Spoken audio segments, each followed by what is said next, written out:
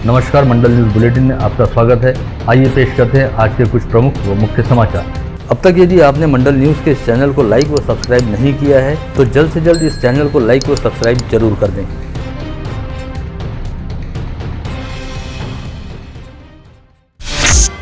राज्य के मुख्य सचिव देवाशीष चक्रवर्ती द्वारा आज एक नई अधिसूचना जारी की गई है, जिस पर कल रात यानी 9 व 10 जनवरी की दरमियानी रात 12 बजे से अमल होगा। इसके साथ ही अब राज्य कड़े प्रतिबंधों के साए में रहेगा। एक तरह से इस अधिसूचना को राज्य में मिनी लॉकडाउन लागू किए जाने की तरह कहा जा सकता है। इस अधिसूचना में कहा गया है कि रोजाना सुबह 5 से रात 11 बजे तक जमावबंदी लागू रहेगी, यानी अब कहीं पर भी पूरे दिन भर के दौरान 5 व 5 से अधिक लोग जमा नहीं हो सकेंगे। वहीं रात 11 से सुबह 5 बजे तक नाइट कर्फ्यू की स्थिति रहेगी और केवल अत्यावश्यक कारणों के लिए ही अब घरों से बाहर निकलने को अनुमति दी जाएगी। इसके अलावा सरकारी कार्यालयों में किसी भी अभ्यागत को बिना पूर्व व लिखित अनुमति के प्रवेश नहीं दिया जाएगा और सरकारी कार्यालयों के कर्मचारियों व अधिकारियों की मुख्यालयों के साथ सभी बैठकें वीडियो कॉन्फ्रेंसिंग के जरिए ऑनलाइन तरीके से की जाएंगी। इसके साथ ही कई कर्मचारियों को वर्क फ्रॉम होम करने के लिए भी प्रोत्साहित किया जाएगा। वहीं निजी कार्यालयों में अधिकतम 50% कर्मचारी उपस्थित रह सकेंगे और निजी कार्यालयों के संचालकों द्वारा कर्मचारियों से वर्क फ्रॉम होम करवाने के साथ ही उन्हें 24 घंटे के दौरान अलग अलग शिफ्टों में बांटना होगा। सभी सरकारी व निजी कार्यालयों में केवल दोनों टीका लगा चुके कर्मचारियों को ही कार्यालय में प्रत्यक्ष उपस्थित रहकर काम करने की अनुमति दी जाएगी। इसके अलावा विवाह समारोह सहित सामाजिक, धार्मिक व सांस्कृतिक कार्यक्रमों में केवल 50 लोगों को उपस्थिति की छूट रहेगी। वहीं अंतिम संस्कार में केवल 20 लोग ही उपस्थित रह सकेंगे। इसके अलावा स्कूल, कॉलेज और तमाम तरह के कोचिंग क्लासेस आगामी 15 फरवरी तक पूरी तरह से बंद रहेंगे और केवल कक्षा 10वीं व 12वीं की कक्षाओं से संबंधित गतिविधियों के लिए ही शिक्षकों सहित शिक्षकेतर कर्मचारियों को शालाओं में उपस्थित रहने की अनुमति रहेगी। वहीं शिक्षकेतर कर्मचारियों को शिक्षा संस्थाओं के प्रशासकीय कामकाज के लिए उपस्थित रहने की छूट दी गई है। Swimming pool, gym, spa, wellness centre और ब्यूटी सैलून अगले आदेश तक पूरी तरह से बंद रहेंगे। वहीं कटिंग सैलून में 50% ग्राहकों की उपस्थिति के साथ काम करने की अनुमति रहेगी और सभी तरह के कटिंग सैलून रोजाना रात 10 से सुबह 7 बजे तक पूरी तरह से बंद रहेंगे। इस अधिसूचना में क्रीड़ा स्पर्धाओं के लिए भी कड़े प्रतिबंध लागू किए गए हैं, जिसके तहत केवल राष्ट्रीय व अंतर्राष्ट्रीय स्पर्धाओं का बिना दर्शकों के आयोजन किया जा सकेगा। वहीं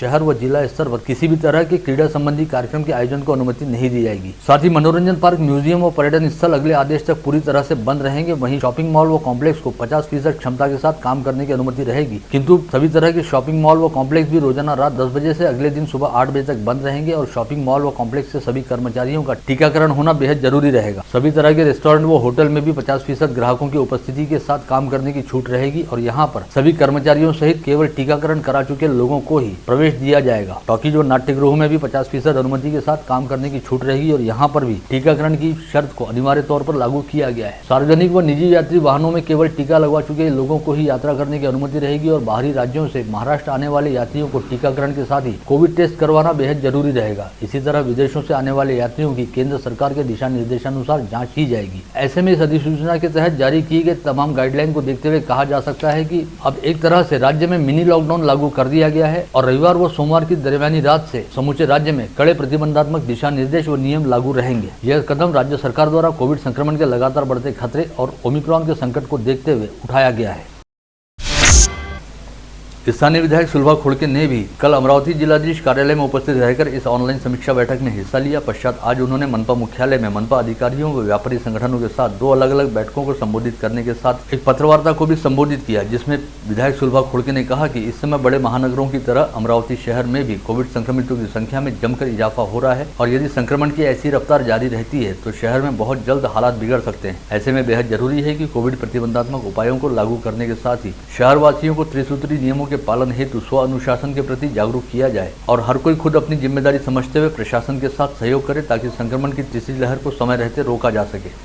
15 जानेवारीपर्यंत 9,000 म्हणजे पेशंट होतील असा अंदाज आहे। ही 3 पटांनी ती वाढ होणार आहे, ती वाढ आपण रोखली पाहिजे। आतापासूनच जर आपण नियंत्रण आणलं तर त्या ठिकाणी आपला हा कोरोना आपण आपल्या शहरामध्ये रोखू शकतो। म्हणून या संदर्भात आयुक्तांसोबत आणि महानगरपालिकेच्या अधिकाऱ्यांसोबत पहिली मीटिंग घेतली आणि त्या मीटिंगमध्ये आपण काय काय व्यवस्था केलेली आहे, की कोरोना थांबवण्यासाठी आपण काय केलं आहे, तर त्या संदर्भात चर्चा करत असताना या ठिकाणी महानगरपालिकेच्या माध्यमातून जवळपास पहिले 400 पेशंटची टेस्टिंग होत होती, आता जवळपास रोज 650 पेशंटची टेस्टिंग होणार आहे, की जेणेकरून या ठिकाणी त्या पेशंट जर आपल्याला त्याला वाटलं टेस्टिंग करायचं तर आपण रोज 600 पेशंटची या ठिकाणी टेस्टिंग करू शकणार आहे। आणि त्यासोबत असणारा जवळपास आता मुलांचं सुद्धा लसीकरण चालू झालं आहे।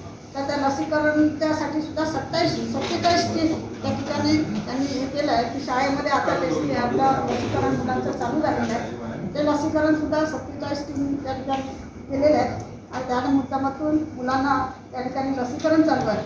आणि जे आपलं 18 वर्षाच्या वरचं जे लसीकरण होतं त्याच्यामध्ये पहिल्या टप्प्यामध्ये 90% झालं, परंतु दुसरा टप्पा जो आहे 84 दिवसानंतर घ्यायला पाहिजे होता त्याच्यामध्ये फक्त 51% लोकांचं लसीकरण केलेलं आहे आणि 34,000 लोक ह्या लसीकरणापासून वंचित आहेत. म्हणून ज्या लोकांनी दुसरं लसीकरण घेतलं नाही त्या लोकांनी आपलं दुसरं लसीकरण करून घेतलं पाहिजे, जेणेकरून या कोरोनावर आपण मात करू शकू. मनपा मुख्यालय में आयोजित दोनों बैठकों व पत्रवार्ता में उपस्थित राष्ट्रवादी कांग्रेस के प्रदेश उपाध्यक्ष संजय खोड़के ने कहा कि गत रोज हुई समीक्षा बैठक में साफ तौर पर अंदेशा जताया गया है कि आगामी 20 जनवरी तक अकेले अमरावती मनपा क्षेत्र में करीब 9,000 कोविड संक्रमित मरीज पाए जा सकते हैं, जिसका सीधा मतलब है कि आने वाले दिनों में रोजाना ही 500 से 700 मरीज पाए जाने का पूरा अंदेशा है. ऐसे में हर किसी ने अपने आप को कोविड संक्रमण से बचाए रखने हेतु तमाम प्रतिबंधात्मक नियमों का कड़ाई के साथ पालन करना चाहिए. लॉकडाऊन झालंही नाही पाहिजे त्याच्यासाठीचे ह्या प्रिकॉशन आहेत. आपली ही बैठकीचा मूळ मुद्दाच तो होता, व्यापारी वर्गाला बोलवायचा उद्देशच तो होता की दंड करून किंवा प्रशासकीय यंत्रणेवर विसंबून हे कंट्रोल होणार नाही. मास्क लावणं हे तुम्ही तुमच्याही असोसिएशननं प्रेस घेतली पाहिजे, पत्रक काढलं पाहिजे. तुम्ही स्वतःहून तुमच्या दुकानात विदाऊट मास्क आलेल्या माणसाला विक्री केली नाही पाहिजे. हे तुम्ही बंधन पाडाल तर लॉकडाऊन पासून आपण प्रवृत्त होऊ. आपण आज असं समजा पोलिसांना यांना इथं पकडलं, हा इथं पकडलं, इथं दंड गेला, इथं त्यानं बांधला मास्क, पुढे आला आणि पुढे पुन्हा दुकानात गेला आणि तिथं मास्क काढला. आता त्याच्या मागं शासकीय यंत्रणा कुठपर्यंत जाईल, नाही पोहोचू शकत. म्हणून व्यापारी जो आहे हा मोठा मार्केटमध्ये जो फिरणारा वर्ग आहे त्याला तुम्हालाच कंट्रोल करावं लागेल, तुम्हाला बंधनं घालावं लागेल, तुम्हाला सांगावं लागेल की बुवा विदाऊट मास्क आम्ही तुम्हाला एंट्री देणार नाही, आम्ही तुम्हाला वस्तू देत नाही, पहिले मास्कला देत नाही वस्तू. हे तुम्ही बंधन घातलं तर हे शक्य आहे. अदरवाईज मग शासकीय यंत्रणेवर 5 टीम आणि 7 टीम या पुऱ्या शहराला कसं काय रोखू. इस समय व्यापारी संगठनों के प्रतिनिधियों को संबोधित करते हुए निगमायुक्त डॉक्टर प्रवीण आष्टीकर ने कहा कि पहली लहर की तुलना में दूसरी लहर के दौरान संक्रमण की रफ्तार काफ़ी अधिक थी. वहीं तीसरी लहर के दौरान संक्रमण की रफ्तार दूसरी लहर की तुलना में कई गुना अधिक तेज रह सकती है. अतः अभी से हालात का अंदेशा व अनुमान लगाया जा सकता है. चूंकि अमरावती शहरवासी कोविड संक्रमण की 2 भीषण लहरों का सामना कर चुके हैं, अतः सभी ने बेहद गंभीरता के साथ तीसरी लहर को टालने हेतु अभी से प्रतिबंधात्मक उपायों का पालन करना चाहिए. साथ ही उन्होंने यह भी कहा कि कोविड संक्रमण की तीसरी लहर से बचे रहने हेतु कपड़े से बने मास्क का प्रयोग करना काफी नहीं है, बल्कि हर किसी ने अनिवार्य तौर पर 3 लेयर मास्क का प्रयोग करना चाहिए. ही जी तिसरी लाट आहे येणारी येऊ पाहिलेली किंवा आपण असं म्हणून की सुरू झाली. मी 1 तारखेला तिथे 4 घेतला, 1 तारखेला 5 पेशंट धरत होते, ते आता आपण 44 पेशंट 45 पेशंट धरत आहोत. म्हणजे सांगायचं तात्पर्य असं आहे की आपण पहिल्या लाटेतून गेलो आहोत, आपण दुसऱ्या लाटेतून गेलेलो आहोत, परंतु दुसऱ्या लाटेपेक्षा 50 पेक्षा जास्त तीव्र ही लाट असणार आहे, 50पेक्षा जास्त. दुसरा महत्त्वाचा याच्यामध्ये विषय असा आहे की ह्याचा जो संसर्ग आहे तो पहिल्या लाटेपेक्षा दुसऱ्या लाटेमध्ये 70 पट जास्त होता, आपल्या सर्वांना माहिती आहे. त्याच्यापेक्षाही दुसऱ्या लाटेपेक्षाही 30 पट जास्त संसर्ग याचा. तिसरी महत्त्वाची गोष्ट याच्यामध्ये अशी आहे की पहिल्या लाटेत दुसऱ्या लाटेमध्ये कापडी मास्क जरी वापरला तरी याचं बऱ्या प्रमाणामध्ये काय म्हणतात त्याला संसर्गापासून आपण रोखू शकत होतो. दुर्दैवाने तिसऱ्या लाटेमध्ये जो डेल्टाचा हे आलेला आहे तुमचा हे आणि ओमायक्रॉन जो आलेला आहे याच्यामध्ये कापडी मास्कला हा सपोर्ट करत नाही. हे आपल्या सगळ्यांना माहिती असणं अत्यंत आवश्यक आहे. छोटीशी बाब आहे परंतु ही ओव्हरलूक आहे आणि त्याच्या माध्यमातून आपण मॅक्झिमम पहिल्या दुसऱ्या लाटेमध्ये आपण जे कापडी मास्क वाटलेले आहेत याचे कापडी मास्क घालण्याचा आपण खूप मोठा प्रयत्न करतो. पहिली माझी विनंती आपल्या सर्वांना असेल की कापडी मास्क आपणही वापरू नये, आपल्या कुटुंबातीलही सदस्यांना वापरू देऊ नये आणि आपल्या ज्या आजूबाजूच्या आपले जे काही आपण जेवढ्यांना सांगू शकू त्यांना कापडी मास्क कृपा करून वापरू नये. हे एक आपण सूचना द्यावी अशी माझी छोटीशी आपल्याला विनंती. जारी सप्ताह के दौरान कोविड संक्रमित मरीजों की संख्या में उछाल का सिलसिला लगातार जारी है। आज अमरावती जिले में 88 लोगों की कोविड टेस्ट रिपोर्ट पॉजिटिव आई। वहीं समूचे संभाग में आज 289 कोविड संक्रमित मरीज पाए गए। जिला सामान्य अस्पताल व स्वास्थ्य प्रशासन द्वारा दी गई जानकारी के मुताबिक आज अमरावती जिले में RT-PCR टेस्ट के तहत 82 व रैपिड एंटीजन टेस्ट के जरिए 6 लोगों को कोविड संक्रमित पाया गया, जिनमें 4 10 व 11 वर्षीय 3 बच्चों सहित 49 पुरुषों व 38 महिलाओं का समावेश रहा। विगत 24 घंटे के दौरान जिले में 88 संक्रमित पाए जाने के साथ ही अब जिले में एक्टिव पॉजिटिव मरीजों की संख्या बढ़कर 305 पर जा पहुंची है। इसके साथ ही एक्टिव पॉजिटिव मरीजों की संख्या ने 300 के स्तर को पार कर लिया है। इन एक्टिव पॉजिटिव मरीजों में मनपा क्षेत्र के 253 और ग्रामीण क्षेत्र के 52 मरीजों का समावेश है। इसमें से 27 मरीज कोविड अस्पताल में भर्ती है। वहीं मनपा क्षेत्र में 229 और ग्रामीण क्षेत्र में 49 मरीजों को होम आइसोलेशन में रखा गया है। वहीं बीते 24 घंटे के दौरान 40 संक्रमितों को कोविड मुक्त हो जाने के चलते कोविड अस्पताल से डिस्चार्ज दिया गया। बीते 24 घंटे के दौरान जिले में 1511 संदिग्धों के थ्रोट स्वैब सैंपलों की जांच की गई, जिसमें से 5.82% की टेस्ट रिपोर्ट पॉजिटिव आई है। वहीं इस समय कोविड संक्रमित मरीजों के कोविड मुक्त होने का प्रमाण 98.03 है। आज समूचे संभाग में कोविड के 289 संक्रमित मरीज पाए गए, जिनमें अकोला के 90, यवतमाल के 44, बुल्ढाना के 42 व वाशिम के 25 व्यक्तियों का समावेश रहा। वहीं बीते 24 घंटे के दौरान संभाग में 48 मरीज कोविड मुक्त हुए, जिनमें अकोला के 1, यवतमाल के 5 व बुल्ढाना के 2 व्यक्ति शामिल हैं। शहर में तेजी से फैल रहे कोविड संक्रमण को बेहद गंभीरता से लेते हुए निगमायुक्त डॉक्टर प्रवीण आष्टेकर ने अब शहर में ऑन रोड उतरना शुरू किया है। इसके तहत वे आज नवाते चौक परिसर में पहुंचे, जहां पर उन्होंने सिटी बस सहित सड़क किनारे लगने वाले चाइनीज नाश्ते की दुकानों पर कोविड त्रिसूत्री नियमों का पालन किया जा रहा है अथवा नहीं, इसका मुआयना किया। साथ ही संबंधितों को आवश्यक चेतावनी भी दी। इस समय उन्होंने रास्ते से बिना मास्क लगाए गुजरने वाले लोगों को कड़ी फटकार भी लगाई। अपने तेज तर्रार तेवरों के लिए विख्यात राज्य मंत्री बच्चू कडू ने गत रोज संत गाड़गे बाबा अमरावती विद्यापीठ के कुल सचिव डॉक्टर देशमुख को खड़े बोल सुनाते हुए कहा कि मैं इस समय राज्य मंत्री हूं और संवैधानिक पद पर रहने की वजह से मेरी कुछ मर्यादाएं हैं, तो गनीमत मना लो, अन्यथा मैं तुम्हें तुम्हारे कक्ष के भीतर आकर मारता। पता चला है कि अकोला जिले के बालापुर स्थित कला, वाणिज्य व विज्ञान महाविद्यालय में गड़बड़ियां होने का आरोप खुद महाविद्यालय के संचालक मंडल द्वारा लगाया गया था, जिसकी जानकारी विद्यापीठ को भी दी गई थी, किंतु विद्यापीठ द्वारा इस संदर्भ में कोई कार्रवाई नहीं किए जाने के चलते संचालक मंडल के कुछ सदस्यों ने विद्यापीठ के समक्ष अनशन करना शुरू किया। जिसकी जानकारी मिलने के बाद राज्य मंत्री बच्चू कडू कल अनशन स्थल पर पहुंचे और अनशनकारी संचालकों से पूरे मामले की जानकारी हासिल करने के बाद उन्होंने कुल सचिव डॉक्टर देशमुख से फोन पर बातचीत की। इस मामले में विद्यापीठ पर लापरवाही बरतने का आरोप लगाते हुए राज्य मंत्री बच्चू कडू ने कहा कि यदि आज वे राज्य मंत्री पद की मर्यादा से नहीं बंधे होते तो विद्यापीठ के भीतर आकर उन्होंने जिम्मेदार अधिकारियों की प्रहार संगठन वाली स्टाइल में ठुकाई व कुटाई जरूर की होती। बडनेरा निर्वाचन क्षेत्र के विधायक रवि राणा ने आज लोक निर्माण विभाग कार्यालय पहुंचकर अधीक्षक अभियंता अरुंधति शर्मा सहित विभाग के प्रमुख अधिकारियों के साथ करीब 3.5 घंटे की मैराथन बैठक की, जिसमें उन्होंने बडनेरा निर्वाचन क्षेत्र अंतर्गत किए जाने वाले विकास कामों की समीक्षा करते हुए अधूरे पड़े कामों को जल्द से जल्द पूरा करने के निर्देश जारी किए। इस समीक्षा बैठक में विधायक रवि राणा ने पठान चौक से चित्रा चौक उड़ान पुल का काम पूरा करने तथा शहर के विभिन्न चौक चौराहों का सौंदर्यीकरण करते हुए सभी चौक चौराहों पर औद्योगिक विकास पुरुषों तथा अन्य आकर्षक कलाकृतियां लगाए जाने का निर्देश भी दिया। अमरावती महानगर यात्री संघ की अगुवाई में आज सिटीलैंड ट्रेड एसोसिएशन तथा राधा स्वामी सत्संग मंडल के पदाधिकारियों ने जिले की सांसद नवनीत राणा तथा बडनेरा निर्वाचन क्षेत्र के विधायक रवि राणा से मुलाकात करते हुए उन्हें अपनी मांगों का ज्ञापन सौंपा, जिसमें विगत 2 वर्ष से बंद पड़ी अमरावती जबलपुर ट्रेन को दोबारा शुरू किए जाने की मांग की गई। साथ ही इस ट्रेन को गोंदिया व बालाघाट होकर चलाए जाने की मांग भी सामने रखी, ताकि अमरावती व जबलपुर के बीच यात्रा में 4 घंटे का समय बच पाए और यात्रियों को किराया भी कम देना पड़े तथा अकोला व खंडवा होकर चलाई जा रही नांदेड़ अमृतसर साप्ताहिक ट्रेन को नया अमरावती रेलवे स्टेशन होकर चलाए जाने की मांग भी इन प्रतिनिधियों द्वारा राणा दंपति से की गई। गत रोज अमरावती महानगर पालिका में स्थायी समिति की बैठक हुई, जिसमें 19 करोड़ रुपए की लागत से साकार किए जाने वाले बायो माइनिंग प्रकल्प का मुद्दा जमकर गूंजा। इस मुद्दे को उठाते हुए बसपा गुट नेता चेतन पवार ने जानना चाहा कि 19 करोड़ रुपए के प्रकल्प को केवल 12 पंक्तियों की टिप्पणी के साथ सदन के सामने कैसे रखा गया। इस मुद्दे को लेकर एक के बाद एक पेश किए जाने वाले सवालों के चलते मनपा प्रशासन भी काफी हद तक सन्न दिखाई दिया। वहीं बायो माइनिंग सहित प्रभाग रचना, फिश हब प्रकल्प व मोबाइल टावर जैसे मुद्दों को लेकर गुट नेता चेतन पवार सहित स्थायी समिति सदस्य गोपाल धर्माले, चंदू बोमरे, प्रदीप हिवसे व सलीम बेग ने भी प्रशासन को जमकर आड़े हाथ लिया। करीब 3 घंटे तक चली स्थायी समिति की बैठक काफी हंगामा खेज रही, जिसमें सभापति रासने ने प्रशासन को अगली बैठक के दौरान पूरी जानकारी समिति के सामने रखने के निर्देश दिए। वहीं गत रोज जिला परिषद के डॉक्टर पंजाबराव देशमुख सभागार में जिला परिषद स्थायी समिति की बैठक बुलाई गई थी। समिति के पदसिद्ध सभापति व जिला परिषद अध्यक्ष बबलू देशमुख की अध्यक्षता में आयोजित इस बैठक में जल जीवन मिशन को लेकर समिति सदस्यों ने जिला परिषद प्रशासन को जमकर आड़े हाथ लिया और प्रशासन द्वारा समाधानकारक जवाब नहीं देने से संतप्त होकर अध्यक्ष बबलू देशमुख ने संबंधित अधिकारियों को कड़ी फटकार भी लगाई। इसके अलावा इस बैठक में ग्रामीण क्षेत्र के विकास कार्यों से संबंधित विभिन्न मामलों को लेकर भी विस्तार पूर्वक चर्चा की गई।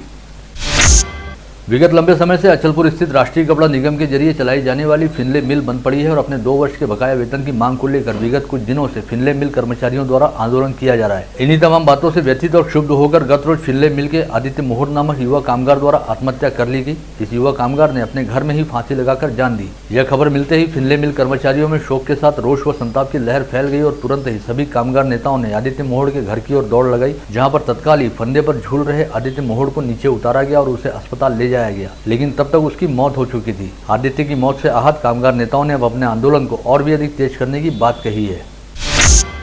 वहीं गत रोज वर्धा संसदीय क्षेत्र के सांसद रामदास तड़स व भारतीय जनता पार्टी के अमरावती ग्रामीण जिलाध्यक्ष निवेदिता चौधरी दिगड़े ने परतवाड़ा पहुंचकर फिनले मिल के समक्ष आंदोलन कर रहे मिल कामगारों से मुलाकात कर उनकी समस्याओं को जाना, साथ ही मिल कामगारों द्वारा किए जा रहे आंदोलन को अपना समर्थन भी दिया। इसके अलावा दोनों भाजपा नेताओं ने फिनले मिल की गगनचुंबी चिमनी पर चढ़े आंदोलकों से भी बातचीत की। इस समय जहां एक और कोविड संक्रमण का खतरा तेजी से बढ़ रहा है, वहीं दूसरी ओर बिना मास्क लगाए घूमने वाले लोगों के खिलाफ प्रशासन द्वारा दंडात्मक कार्रवाई की जा रही है। ऐसे में शहर में जगह जगह लगी मास्क की दुकानों पर ग्राहकों की भीड़भाड़ बढ़ गई है, क्योंकि अब हर कोई कोविड संक्रमण के साथ साथ प्रशासन की ओर से की जाने वाली कार्रवाई से बचने हेतु मास्क खरीदना चाह रहा है। इस समय स्क्रीन पर दिखाई दे रहा यह छायाचित्र शहर के गांधी चौक परिसर से लिया गया है, जहां पर एक अल्पवयीन बच्चा अपनी और अपने परिवार की जरूरतों को पूरा करने हेतु मीठे रहने वाले बुढ़ी के बाल नामक मिठाई बेच रहा है और अपनी पारिवारिक जिम्मेदारियों को उठाने वाला यह बच्चा सामाजिक जिम्मेदारी के प्रति भी बेहद सजग है। भीड़भाड़ से भरे रहने वाले गांधी चौक में बाकायदा अपने मुंह पर मास्क लगाकर यह बच्चा प्रशासन के दिशा निर्देशों का भी पालन कर रहा है। ऐसे में इस बच्चे को फिलहाल सभी पढ़े लिखे और समझदार लोगों के लिए प्रेरणा स्रोत तो निश्चित तौर पर कहा जा सकता है। इन दिनों जिला परिषद प्रशासन द्वारा अपने अख्तियार में रहने वाले और शहर के बीचों बीच स्थित साइंस कोर मैदान का विकास और सौंदर्यीकरण किया जा रहा है, जिसके मुख्य प्रवेश द्वार को विधायक स्वर्गीय संजय बंड की स्मृति में समर्पित करते हुए इसे लोक नेता स्वर्गीय संजय बंड पूर्व विधायक स्मृति प्रवेश द्वार का नाम दिया गया है। इस हेतु पूर्व विधायक स्वर्गीय संजय बंड द्वारा स्थापित श्री रुक्मिणी गणेशोत्सव मंडल के सभी पदाधिकारियों द्वारा जिला परिषद अध्यक्ष बबलू देशमुख सहित जिला परिषद के सभी पदाधिकारियों, सदस्यों व अधिकारियों के प्रति आभार ज्ञापित किया गया है। नागपुर गेट पुलिस थाना क्षेत्र के कड़वी बाजार में जनसंख्या एवं भौगोलिक स्थिति को देखते हुए जनता द्वारा विगत कई दिनों से पुलिस चौकी स्थापित किए जाने की मांग की जा रही थी और अंततः इस पुलिस चौकी को मंजूरी दी गई, जहां पर आज गणमान्यों की उपस्थिति में बाकायदा पूजन करते हुए पुलिस चौकी का भूमि पूजन किया गया। या संदर्भात आम्ही वेळोवेळी पाठपुरावा केला।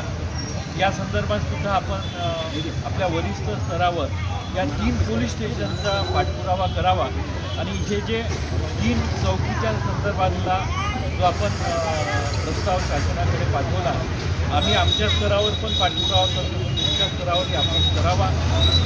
जशी आम्ही ही एक मदत केलेली आहे त्याच पद्धतीने 114 चौकामध्ये CCTV कॅमेरा लावण्यासंदर्भातला प्रस्ताव हा अंतिम टप्प्यामध्ये आहे। शासनाने सोबतच या अमरावती महानगरपालिका क्षेत्रामध्ये 114 चौकामध्ये CCTV काम कंप्लीट करण्याकडे आमची वाटचाल चालू आहे। मला आशा आहे की येणाऱ्या काळामध्ये आपण तो पण एक लोकार्पणाचा मोठा कार्यक्रम घेऊ। या कार्यक्रमाच्या निमित्तानं मी पुन्हा नागरिकांना आव्हान करेल की आपण तिसऱ्या कोरोनाच्या लाटेच्या उंबरठ्यावर आहे आणि ज्या शासनाने मार्गदर्शन आपण करू, अमरावती कोरोनामुक्त करण्याचा संकल्प आजच्या या कार्यक्रमाच्या निमित्तानं करूया। कुसुमताई साहू आणि राजू पटला यांची या ठिकाणी मनपूर्वक कौतुक आणि आभार व्यक्त या निमित्तानं नवीन पायंडा या परिसरामध्ये मांडला। कार्यक्रमात मला सहभागी करून घेतल्याबद्दल सर्वांचे मनपूर्वक आभार मानतो आणि थांबतो। धन्यवाद। मौसम विभाग द्वारा जताई गई संभावना के अनुरूप ही आज शनिवार की दोपहर अचानक ही मौसम ने करवट बदल ली। शनिवार की सुबह से आसमान लगभग खुला हुआ था और अच्छी खासी धूप भी खिली हुई थी। वहीं दोपहर के बाद आसमान में अचानक काले घने बादल छाने शुरू हुए और दोपहर 4 बजे के दरमियान झमाझम बारिश शुरू हुई। बेमौसम बारिश शुरू होने के साथ ही शहर में कई स्थानों पर बेर व आंवले के आकार वाले ओले भी गिरे। इस बेमौसम बारिश व ओलावृष्टि के चलते शहर सहित जिले के ग्रामीण इलाकों में जनजीवन बुरी तरह से अस्त व्यस्त हुआ है। वलगांव पुलिस थाना क्षेत्र अंतर्गत आने वाले उड़ान पुल पर एक युवक द्वारा फांसी लगाकर आत्महत्या किए जाने का मामला सामने आया है। आत्महत्या करने वाले युवक का नाम प्रमोद जंजाड़कर बताया गया है, जो वलगांव के निकट रेवसा गांव का निवासी है। यह घटना शुक्रवार की रात 8 बजे के आसपास की बताई गई है। जानकारी मिलते ही वलगांव पुलिस की टीम मौके पर पहुंची और घटनास्थल का पंचनामा कर शव को जिला अस्पताल में भिजवाया गया। मामले की जाँच जारी है। निचली अदालत से सुप्रीम कोर्ट में विचाराधीन प्रॉपर्टी को गैर कानूनी ढंग से बुलडोजर के जरिए ध्वस्त करने के मामले में बडनेरा पुलिस ने मामाडे भाइयों के खिलाफ अपराध दर्ज किया है और इस मामले में मुख्य सूत्रधार बख्तार नामक व्यक्ति की सरगर्मी से तलाश की जा रही है। दातेराव कॉलोनी निवासी सुहास जोशी की शिकायत पर पुलिस ने संजय मामाडे व विशाल मामाडे के खिलाफ अपराध दर्ज किया है। प्रभातपट्टन मार्ग के जरिए मुल्ताई से होते हुए अमरावती की ओर आ रहे मक्के से भरे एक ट्रॉले में आज सुबह अज्ञात कारणों के चलते आग लग गई और देखते ही देखते यह ट्रक धू कर जलने लगा। यह आग ट्रॉले के पिछले हिस्से में लगी थी और ट्रॉला चालक को आग लगने की कोई जानकारी ही नहीं थी और वह उसी हालत में ट्रॉले को आधा किलोमीटर तक चलाता रहा। ऐसे में तेज हवाओं के चलते आग लगातार बढ़ती रही। पश्चात रास्ते से गुजर रहे कुछ वाहन चालकों ने ट्रॉला चालक को इसकी जानकारी दी, जिसके बाद वाहन चालक सुखराम ने आग को फैलने से रोकने के लिए ट्रॉले को हवा के विपरीत दिशा में चलाया और सही जगह पर वाहन रोककर वाहन से नीचे छलांग लगा दी। इसके बाद वाहन चालक द्वारा दी गई सूचना के आधार पर फायर ब्रिगेड और पुलिस हेल्पलाइन ने मौके पर पहुंचकर इस आग को बुझाने का प्रयास किया। 2 दिन पूर्व मोटरसाइकिल हटाने की बात को लेकर हुए विवाद में 3 आरोपियों ने एक युवक पर चाकू से हमला कर उसकी हत्या करने का प्रयास किया था। यह सनसनीखेज घटना गाड़गनगर पुलिस थाना क्षेत्र के शिवाजी जूनियर कॉलेज के गेट के सामने पंचवटी चौक पर घटित हुई थी। इस हमले में विकास गायकवाड़ नामक युवक गंभीर रूप से घायल हुआ था, जिसकी शिकायत पर पुलिस ने शेख सुफियान, शेख इलियास, सम्राट फुले व जीवक बोरकर के खिलाफ अपराध दर्ज किया है। महिला की जमीन पर अधिकार जमा रहे लोगों को मना करने पर आरोपियों ने महिला को छेड़ते हुए उसकी पिटाई की और जातिवाचक गालियां दी। यह घटना फ्रेजरपुरा पुलिस थाना क्षेत्र के अंतर्गत राहुल नगर परिसर में घटित हुई। महिला की शिकायत पर पुलिस ने 2 पुरुषों व 2 महिलाओं के खिलाफ एट्रोसिटी एक्ट सहित अन्य धाराओं के तहत अपराध दर्ज कर कार्रवाई शुरू की है। नामजद किए गए अपराधियों में गुड्डू चौधरी व मुकेश चौधरी सहित 2 महिलाओं का समावेश है। आप देख रहे थे मंडल न्यूज बुलेटिन। हमारे चैनल को लाइक करें, शेयर करें और हाँ, सब्सक्राइब करना ना भूलें। कल होगी आपसे फिर मुलाकात, तब तक के लिए धन्यवाद।